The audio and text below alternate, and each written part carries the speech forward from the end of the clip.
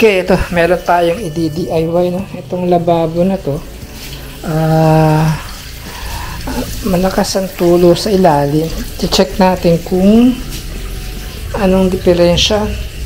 Ayan, pinunduhan ko na muna ng mag-ipo muna tayong tubig dito.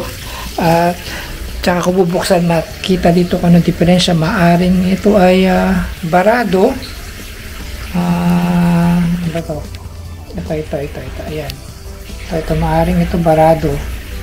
Baka puno ng sebo. O talagang matigas na yung nakabara. Pag hindi matanggal talaga, ipapalitan na lang natin to. At bumili na rin ako ng mumurahin lang muna kasi wala akong makakuha ang ganitong klase sa bayan. Yung ganitong kanyang P-trap. Yan.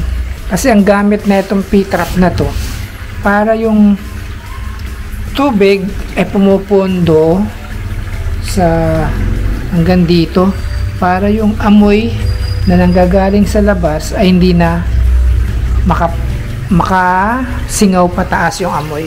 Yan. Yan siya dito. Kaya meron siyang P-trap, may tubig yan ng ganyan. Para yung pinakasingaw ay hanggang dito lang. Hindi naakit pa sa lababo. Yun ang trabaho ng P-trap. Tignan natin. Okay. Pero bubuksan ko na muna to. Tignan natin, tanggalin natin yung nakasara. Ayan. Ayan. Tignan natin kung may ayun nga. Ayan, kung nakikita nyo, tumutulo. Ayan siya. Lakas ng tulo. Ayan, ngayon na nga alamin natin kung barado na to ng sebo. Hindi pala nakita kanina. Ayan. Kung barado talaga ito, papalitan na lang natin to. Meron naman tayo nabili dyan na P-trap din. Ordinary lang. Ito. Ayan siya ito. Itong isa, hose lang siya na pwede namang gawing P-trap. Yan. Muro lang. Kakahalaga lang siya ng price. Ang price nito. Ito. 75 pesos. Kasi ito yung may P-trap na rin. Ay nagkakahalaga ng may P-trap. Ano siya?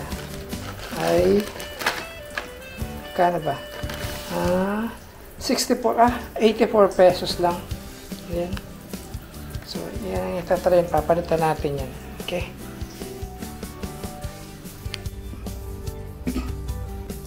Okay. Tatanggalin na natin ito. Ay, nakatali na. Ayan. Ito yung pinakakanyang P-trap. Magugas na tayo. Ay, mukhang puro sebo nga ata. Nakaan. Ayan. Puro sebo nga. Ang dumi. Ayan, dumi. Ngayon, ay, nakabukas pa ang grito. Okay.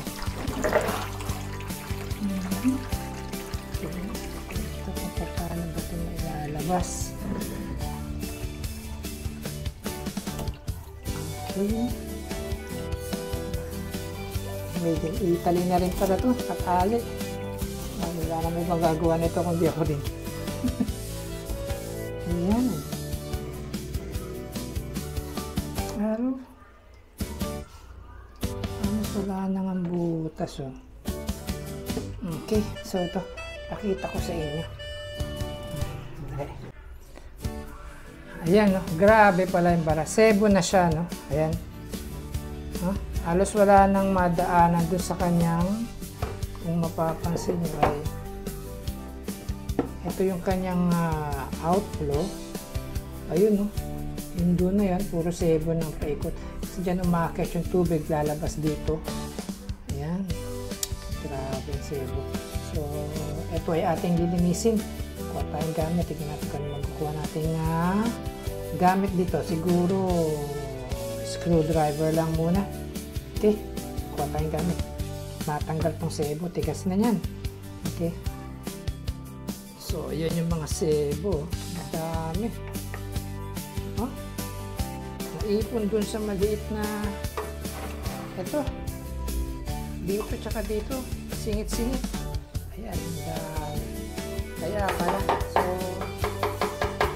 iserba na lang natin yung binili natin. Halagang 150, 75 pesos, tsaka 45 pesos lang. So, ayan. Okay. So, yun no. Kaya pala, hindi na makalabas dito yung tubig.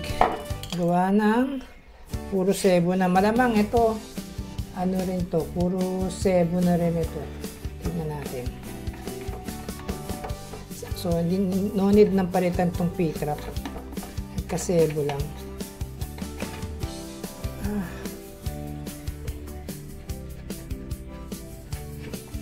Ay, ayan.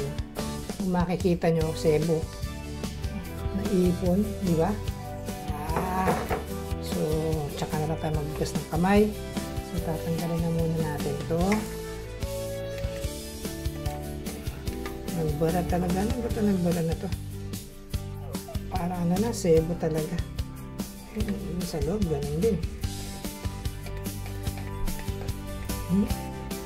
Kaya pala, hindi lumalabas.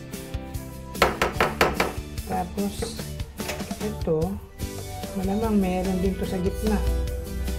Ayun na, meron din. Meron din sa gitna. Paano ba natatanggal na yun? Tignan natin.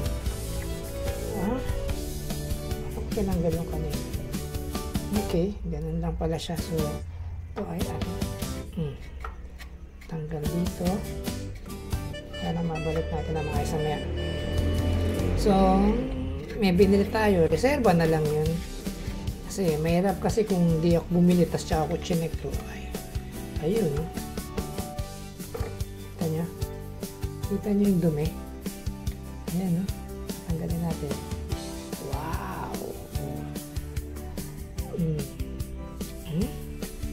Ang dami.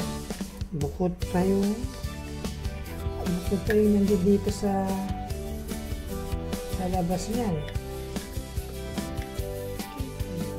Hindi ata nakita. Ang galing. Ayan siya. So, ayusin natin yung ating camera. Ayan. So, yan yung nasa gilid na yan. Oh, tigas na, oh. Sebo nga. Ayan. Sebo. Yun ang dahilan kung bakit pag malakas na yung volume ng tubig ay marami na, hindi siya basta-basta makakalabas gawa ng puro sebo. Tingnan niyo naman.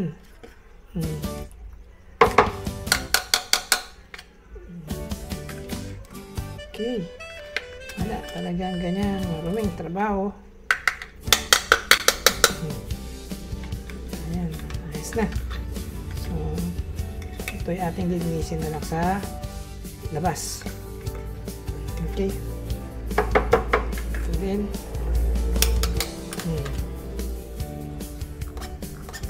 Sa loob. Kaya pala. Ito ay, lilinisin na lang ito. Tatapon na natin itong mga basura. Sebo. Pakita ko sa inyo yung sebo. So, ayan. Kakabit na natin ngayon itong ating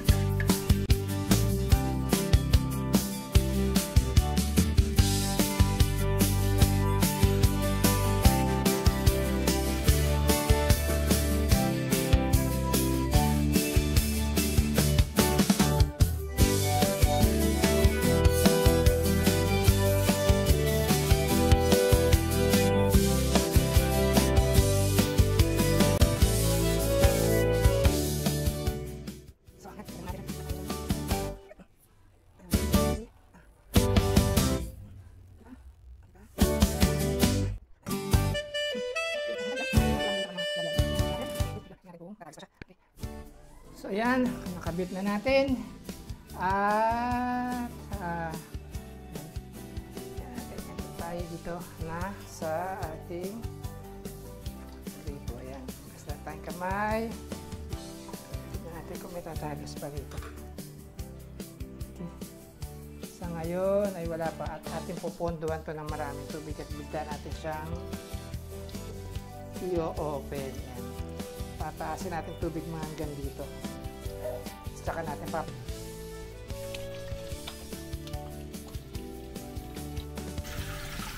Okay, so ito ay papakawalan na natin yung tubig tulad ng ginawa natin kanina. Kanina kasi, di ba, nagpondo tayong tubig, tapos nagpakawala. Meron tumutulo pa sa baba. Dito. So, ngayon, ang gagawin natin, papakawalan natin at titignan natin kung meron pang tatagas na tubig dyan. Okay. Natin. Ayan. Kanina may lumalabas dyan na tubig eh. So, ngayon, ayos na siya. At hindi na kailangan ng langgana. Ayan. Okay. Goods na. Ay, yung ating biniling reserva hindi nagamit. Kaya tatabi na lang natin. Kasi galing na rin lang ng bayan at hindi naman na-check to. Naisip lang namin na may tumatagas dito. Baka sira. Bumili na kami ng pang back up kung sakali masira. At wala rin naman kasi mabibilhan dito ng ganitong klaseng P-trap.